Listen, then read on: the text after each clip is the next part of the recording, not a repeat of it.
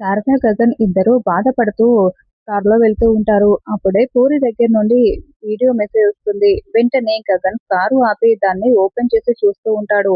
చాలా షాక్ అవుతూ చూస్తూ ఉంటాడు. ఇంకా శారద కూడా చాలా షాకింగ్‌గా చూస్తూ ఉంటుంది. అందులో పూరి చాలా ఏడుస్తూ, "అన్నయ్య, నువ్వు పూరిని పెళ్లి చేసుకోకపోతే ధ్రువ నన్ను పెళ్లి చేసుకోడు. ఇన్ని రోజుల నా సంతోషం కోసం నువ్వు త్యాగం చేస్తూనే వస్తూ ఉన్నావన్నయ్య.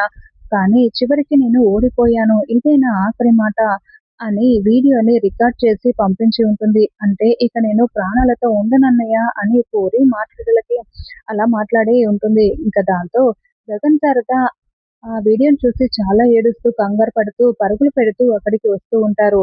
పూరి మేడపై నుండి దూకి ప్రాణాలు తీసుకోవడానికి ఎక్కి ఉంటుంది.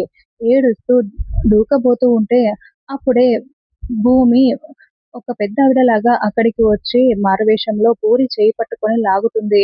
గ అలా గదిలోకి లాక్కు వస్తుంది. "ఎవరు మీరు?" అని పూరి చాలా షాకింగ్‌గా అడుగుతూ ఉంటుంది. పక్కన నిలబడి ఉన్న చెర్రి, "మన పలమనేరు పిన్ని" అని భూమిని పరిచయం చేస్తూ ఉంటాడు. పలమనేరు పిన్న అని పూరి చాలా షాకింగ్‌గా చూస్తూ ఉంటుంది.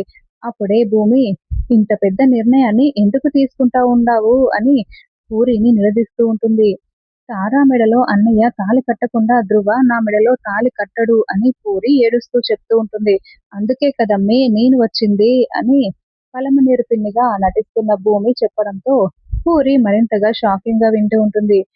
"నీ పానానికి నా పానం అడ్డేస్తా కదా రా" అంటూ భూమి వేరేలాగా మాట్లాడుతూ పూరిని బయటికి లాక్కు వస్తూ ఉంటుంది. ఇంకా శారద, గగన్ అప్పుడే వాళ్ళకి ఎదురు వస్తూ ఉంటారు. పూరి ప్రాణాలతోనే ఉంది అని గగన్, శారద ఊపిరి పీల్చుకొని సంతోషంగా చూస్తూ ఉంటారు.